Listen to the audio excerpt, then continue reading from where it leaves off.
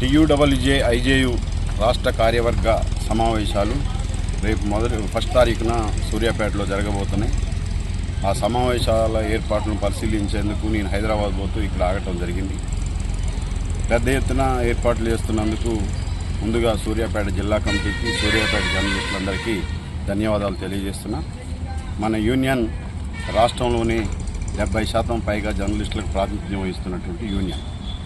అంతేకాకుండా దేశంలో దాదాపు 25 రాష్ట్రాల్లో శాఖలు కలిగి ఒక నిర్మాణయుతమైనటువంటి సంఘంగా దేశంలోనూ రాష్ట్రంలోనూ జర్నలిస్టుల సమస్యల పరిష్కారమే ధ్యేయంగా పనిచేస్తున్నటువంటి సంఘం. 50-60 సంవత్సరాలకు పైగా సుదీర్ఘకాలం చరిత్ర కలిగినటువంటి ఈ సంఘం జర్నలిస్టుల సమస్యల పరిష్కారంలో ముందుంది, పోరాడింది, కలబడింది, నిలబడింది.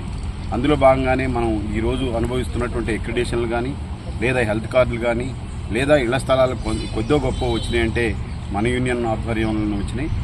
దాదాపు సుదీర్ఘకాల పోరాటాలు చేస్తూ ఉద్యమాలే ఊపిరిగా జర్నలిస్టుల సంక్షేమ ధ్యేయంగా పనిచేస్తున్నటువంటి మన సంఘం సమావేశాలు ఇక్కడ జరగటం, ఇక్కడికి ఆహ్వానించడం మీరు సంతోషించదగ్గ పరిణామం. ఈ సమావేశాల్లో కూడా కొన్ని కీలక నిర్ణయాలు తీసుకోబోతున్నాం. గత 10 సంవత్సరాల్లో ఉన్నటువంటి రాష్ట్రంలో ఉన్నటువంటి బీఆర్ఎస్ ప్రభుత్వం జర్నలిస్టుల సంక్షేమాన్ని స్మరించింది. ఏమాత్రం పట్టించుకోకపోవటం వల్ల జర్నలిస్టులకు హెల్త్ కార్డుల విషయంలో కానీ, ఇళ్ల స్థలాల విషయంలో కానీ అన్యాయం జరిగిందనేది మనకున్నటువంటి భావన.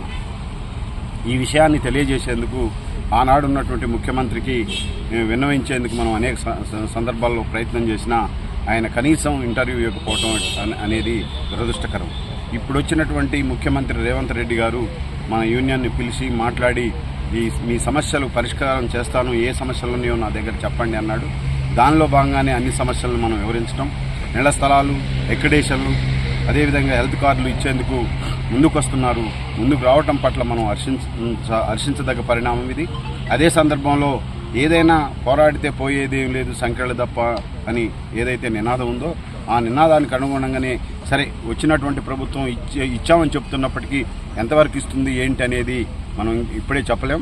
ఏదైనా మనం ఆశించే ఆశాజీవులం కాబట్టి ఆ ప్రయత్నం చేద్దాం. ఒకవేళ లేకపోతే మనం యుద్ధం చేయటం తప్ప ఇంకో ఆలోచన అవకాశం లేదు. అందుకని ఏంటంటే ఏ ప్రభుత్వం వచ్చినా రాజకీయాలకు అతీతంగా ఉన్నటువంటి మన యూనియన్ ఆ విధంగానే ముందుకు పోతుంది. ఏదో ఒక పార్టీని కొమ్ముగాయటానికో మోయటానికో మనం సిద్ధంగా లేం. జర్నలిస్టుల సంక్షేమమే మన ధ్యేయం. అందుకని ఏంటంటే ఏ పార్టీలో ఉన్నా మన దగ్గర మన దీంట్లో ఆర్ఎస్ఎస్ దగ్గర నుండి ఆర్ఎస్యు వరకు ఉన్నటువంటి ఆలోచనలు కలిగినటువంటి వాళ్ళు ఉన్నారు. ఇటు లెఫ్ట్ పార్టీలు, అటు రైట్ పార్టీలు ఆలోచనలు కలిగినటువంటి ఏ పార్టీల ఆలోచనలు ఉన్నా జర్నలిస్టుల సంక్షేమం, అభివృద్ధి, వాళ్ళ కష్టసుఖాల్లో పాల్పంచుకోవటమే మన ధ్యేయంగా పనిచేస్తున్నాం.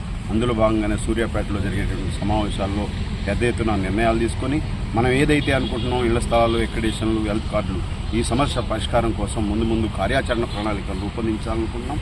అవసరమైతే హైదరాబాద్లో పెద్ద ఎత్తున మీటింగ్లు కూడా అరేంజ్ చేసేందుకు సిద్ధపడుతున్నాం.